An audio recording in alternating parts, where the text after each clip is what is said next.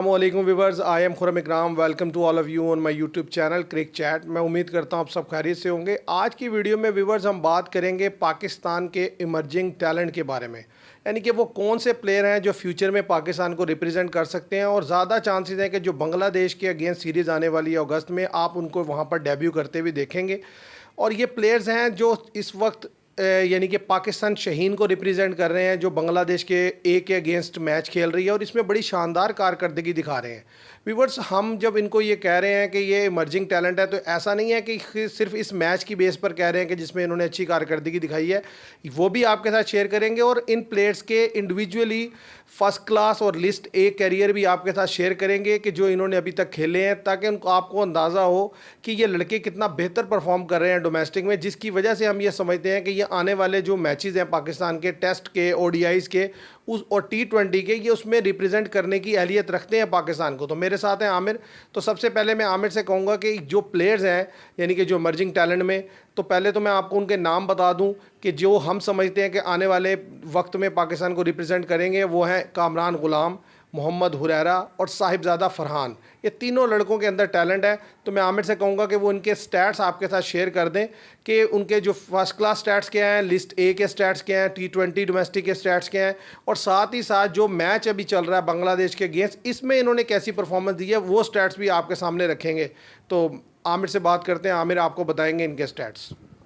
पहले देख लिया जाए कामरान गुलाम की तरफ, तो फर्स्ट क्लास कैरियर इनका 53 मैचेस खेले इन्होंने, 3897 रन बनाए हैं, एवरेज 48 की है, 1300 है इनके और 20 50 हैं, 52 का स्ट्राइक रेट है इनका।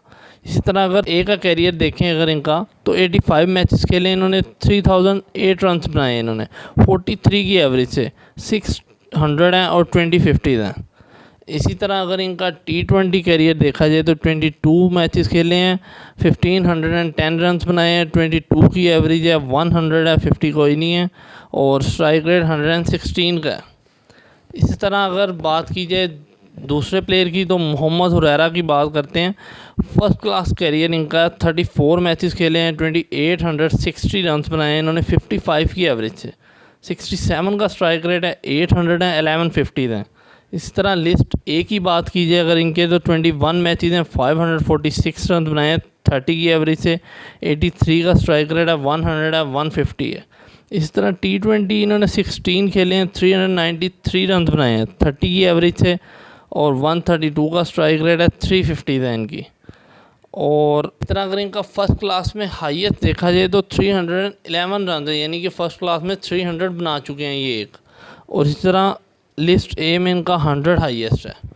और इसी तरह अगर तीसरे प्लेयर की बात की जाए तो साहिबजादा फरहान है तीसरे प्लेयर। इन्होंने फ़र्स्ट क्लास में 57 मैचेस खेल लिए हैं, 4227 रन बनाए हैं, 44 की एवरेज से, 100 इनके 7 हैं, 27 50 हैं, 60 का स्ट्राइक रेट है और 240 हाईएस्ट है, यानी कि इन्होंने एक डबल 100 भी बनाया। इसी तरह लिस्ट ए का कैरियर देखा जाए अगर इनका, तो 64 मैचेस खेले हैं, 2806 रन बनाए हैं, 45 की एवरेज से, 1000 है, 1650 हैं, 88 का स्ट्राइक रेट है, 155 इनका हाईएस्ट है। और T20 अगर इनका देखा जाए डोमेस्टिक में, तो 27 मैचेस खेले हैं, 2357 रन बनाए हैं, 22.5 की एवरेज से, 200 हैं, 1450 हैं, 116 का स्ट्राइक रेट है और 72 हाईएस्ट है इनका इसमें। तो स्टैट तो बहुत ज़बरदस्त है इनके सारों के अगर देखा जाए डोमेस्टिक में। तो बस ये है कि एक जो चांस आपने जिसे दिया हुआ है वो साहिबजादा फरहान है, लेकिन इन्हें भी ज़्यादातर आप चांस देते रहे T20 में। तो T20 तो इनके डोमेस्टिक में भी कोई बहुत आला परफॉर्मेंस नहीं है T20 में इनकी, लेकिन जहाँ इनकी परफॉर्मेंस अच्छी है वनडे और T20, वनडे और टेस्ट में, 3-4 रोज़ा मैच में, तो वहाँ तो हमने चांस ही नहीं दिया इन्हें अभी तक। तो ये देखना है कि अब ये मतलब इन्हें एक तो उन मैचेस में चांस दें जहाँ पे ये उन फॉर्मेट में चांस दिया जाए जिनमें ये परफॉर्म करते हैं। और दूसरा, कामरान गुलाम को आप देखें कितना ज़बरदस्त कैरियर चल रहा है इनका डोमेस्टिक। इसी तरह मोहम्मद हुरैरा का कितना ज़बरदस्त चल रहा है। तो हमें ज़ाहिर है इन्होंने रिप्रेजेंट करना है आगे, और हमें प्लेयर चाहिए भी हैं मिडल ऑर्डर में। मिडल ऑर्डर में हमारा खाली पड़ा हुआ मिडल ऑर्डर, चाहे वो टेस्ट का हो या वनडे का हो या T20 का हो, मिडल ऑर्डर हमारे पास है ही नहीं। तो मेरे ख्याल से तो ये प्लेयर ज़्यादा चांस है कि जो बांग्लादेश की सीरीज़ है उसमें ये 2-3 में से 2 प्लेयर तो लाजमी अनाउंस होने वाले हैं। आमिर ने आपके साथ एक कंप्लीट स्टैट शेयर कर दी है कि यानी कि इन प्लेयर्स ने डोमेस्टिक में अभी तक क्या परफॉर्मेंस दी है, तो उसके ऊपर आप खुद देख सकते हैं। जिस तरह मोहम्मद हुरैरा ने ट्रिपल सेंचुरी स्कोर की हुई है डोमेस्टिक सर्किट में, 55 की उनकी एवरेज भी है फर्स्ट क्लास की। इसी तरीके से साहबजादा फरहान की 44 की एवरेज है। ऐसे ही कामरान गुलाम की 52 की एवरेज है, और कई हंड्रेड्स और कई 50s ये लड़के बना चुके हैं। कामरान गुलाम ने 166 हाईएस्ट बनाया है डोमेस्टिक सर्किट में। और जो रिसेंटली मैच चल रहा है इसके अंदर भी बड़ी शानदार परफॉर्मेंसेस दी हैं इन लड़कों ने।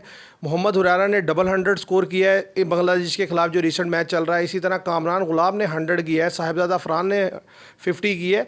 तो कहने की बात यह है व्यूवर्स कि इन लड़कों के अंदर टैलेंट है। जाहिर है जब आप इंटरनेशनल टीम में आते हैं, पाकिस्तान की इंटरनेशनल टीम को रिप्रेजेंट करते हैं, तो कमी बेशी होती है। वो वक्त के साथ साथ आप लर्न करते हैं, कोचेज़ आप पर काम करते हैं, कुछ आप एफर्ट करते हैं और इम्प्रूव कर जाते हैं। कोई भी बैट्समैन ऐसा नहीं होता कि वो आए और बहुत ही एक्सेप्शनल और वो थ्रू आउट एक्सेप्शनली खेले। जब वो एक दफ़ा एंटर हो जाता है तो फिर आहिस्ता आहिस्ता उसकी वीकनेसेस सामने आती हैं।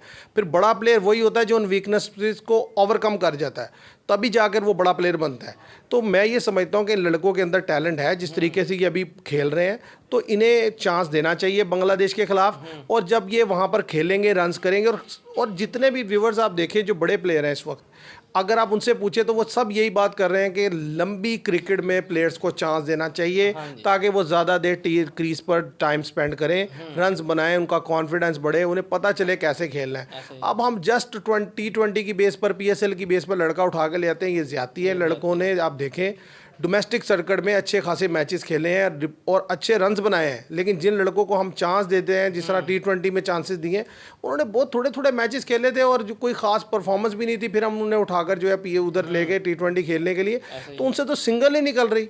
तो लिहाजा ये है कि हमारा तो ये है कि ये जो लड़के हैं इनके ऊपर काम हो, इन्हें मौका दिया जाए, तो हमें पूरी उम्मीद है कि ये लड़के अच्छा परफॉर्म करेंगे और पाकिस्तान की चैंपियन ट्रॉफी में हो सकता है कि ये लड़के मौजूद हों। और ऐसे भी अभी लड़के हैं जो अभी यानी कि जिस तरह इरफान खान नियाजी लड़के हैं जो हैं, बड़े अच्छे प्लेयर हैं, उन्होंने रिसेंटली थोड़ा बहुत ही खेला है, लेकिन देखने से पता चलता है वो अच्छे लड़के हैं, उन पर काम किया जा सकता है। तो व्यूअर्स ये मेरे लिहाज से तो ये अच्छे हैं। आमिर से पूछते हैं वो क्या इस बारे में सोचते हैं। देखें, अगर मतलब रिसेंटली जो परफॉर्मेंसेस हमने बताई हैं अभी प्लेयर्स की, उस पर देखा जाए तो मेरे ख्याल से कामरान गुलाम को तो कोई वजह बनती नहीं है कि इन्हें ना सेलेक्ट किया जाए। वनडे में 40 मतलब लिस्ट ए में 43 की एवरेज है इनकी, और फर्स्ट क्लास में इनकी 48 की एवरेज है।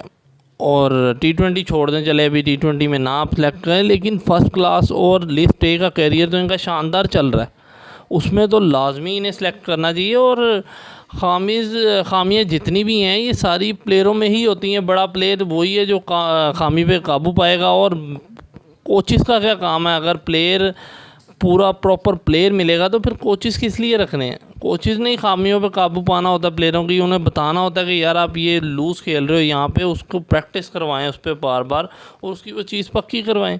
तो ज़ाहिर है मेरे ख्याल से तो ये कामरान गुलाम और मोहम्मद हुरैरा फ़र्स्ट क्लास में दोनों का सिलेक्ट होना बनता है ये बांग्लादेश के ख़िलाफ़। और साहिबजादा फरहान का मैं चाहता हूँ कि एक दफ़ा पहले इसे टेस्ट में चांस दिया जाए और फिर वनडे में भी इसे चांस दिया जाए एक दफ़ा, क्योंकि T20 में ये इन्हें हमने बार बार चांस दिया, लेकिन ये T20 में खातिर खा परफॉर्मेंस नहीं कर सके। लेकिन इन्हें मैं चाहता हूँ कि एक दफ़ा वनडे और टेस्ट दोनों में चांस मिलना चाहिए। ये प्लेयर बुरे नहीं है, लेकिन ये बस समझ लें कि प्रेशर नहीं हैंडल कर पाते जब भी किसी टीम के ख़िलाफ़ खेलते हैं। ये T20 में तो हमने यही देखा। बाकी मेरा ये ख्याल है कि ये तीनों ही अनाउंस होंगे फर्स्ट क्लास के टेस्ट के लिए बांग्लादेश के। अगर आप इन लड़कों को देखें ना, तो ज़ाहिर है अब जब ये इंटरनेशनल में आप इन्हें मौका देंगे, ज़ाहिर है प्रेशर गेम होती है, थोड़ा प्रॉब्लम होता है। अगर एक दफ़ा लड़का रन्स करना शुरू कर दे, रिजवान को भी आप देखें, रिजवान ने जब तक इंग्लैंड में 100 नहीं किया था टेस्ट में, तो उससे पहले की रिजवान की परफॉर्मेंस देख लें और उसके बाद की, तो एकदम उनका जो कॉन्फिडेंस बढ़ गया। उसके बाद से फिर वो रन्स करना शुरू हो गए। तो अभी इनका भी ये है कि जब आप लंबी क्रिकेट में क्रीज पर टाइम स्पेंड करते हैं, आप पे कॉन्फिडेंस आ जाता है, तो फिर आप आहिस्ता आहिस्ता बेहतर होते चले जाते हैं।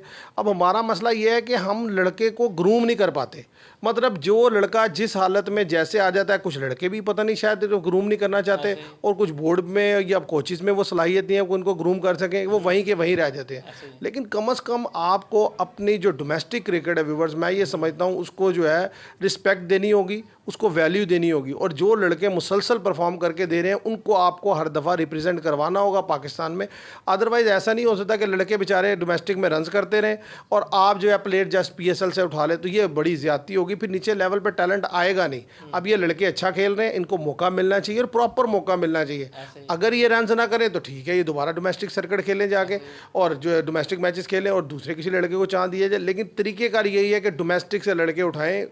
ये लड़के दिन रात मेहनत करते हैं, ये डिज़र्व करते हैं कि ये पाकिस्तान को रिप्रेजेंट करें, और हमें पूरी उम्मीद है अगर इन्हें मौका मिलेगा तो ये ज़रूर रन्स करके देंगे और अपने मुल्क में डेब्यू करवाएं।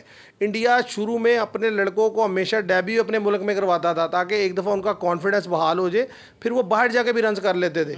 अब हम क्या करते हैं, हम लड़के को टूर पर ले जाते हैं, ऑस्ट्रेलिया के, अफ्रीका के टूर पर जाके डेब्यू करा देते हैं मुश्किल तरीन कंडीशन में, वो बेचारे से खेला नहीं जाता वहाँ पर, फिर उसे उठा के बाहर फेंक देते हैं। तो ये ज्यादती है।